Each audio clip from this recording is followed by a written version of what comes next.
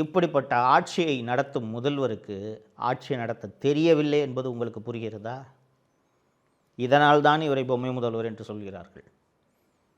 இப்படிப்பட்ட பொம்மை முதல்வர் மீண்டும் ஆட்சிக்கு வந்தால் உங்களுக்கும் எனக்கும் பாதுகாப்பு இருக்கிறதா என்பதை நீங்கள் யோசித்து பாருங்கள். நிர்வாகம்னா என்னன்னு சுத்தமாக தெரியாதுங்க ஸ்டாலினுக்கு. வேறு எந்த காரணமும் இல்லை. பிறக்கும் போதே அப்பா மந்திரி, செல்வாக்கான வீட்டில் வளர்ந்தவர். உங்களை போல் என்ன போல் கஷ்டப்பட்டா படிச்சிருப்பார்? எதுக்காவது கஷ்டப்பட்டிருப்பாரா? இந்த பதவிக்கு வந்திருக்காரு இன்றைக்கி, திமுக தலைவர் பதவிக்கு. ஏதாவது கஷ்டப்பட்டிருக்காரா இந்த பதவிக்கு வர்றதுக்கு? திமுககாரன் ஒவ்வொருத்தரும் பல்வேறு போராட்டங்களை சந்தித்து வழக்குகளை சந்தித்திருக்கிறார்கள். இந்த நெருக்கடி நிலை காலத்தில் ஜெயிலுக்கு போனது தான் அடிக்கடி ஒரு சொல்லிக்குவாரே தவிர ஏதாவது கஷ்டப்பட்டுருக்கிறாரா? சுத்தமாக எதற்குமே வாழ்வில் கஷ்டப்படாமல் வந்த ஒரு நபருக்கு என்ன அறிவு இருக்கும்?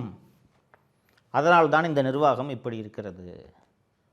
இப்படிப்பட்ட இந்த அவல நிர்வாகம் தொடர வேண்டுமா இல்லையா என்பதை நீங்கள் தான் முடிவு செய்ய வேண்டும்.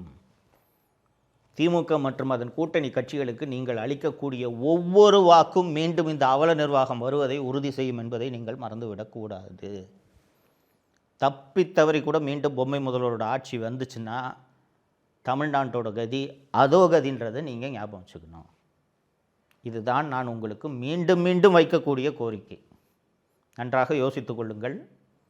தப்பித்தவறி கூட திமுக ஆட்சிக்கு வந்துடக்கூடாது. நன்றி மக்களே.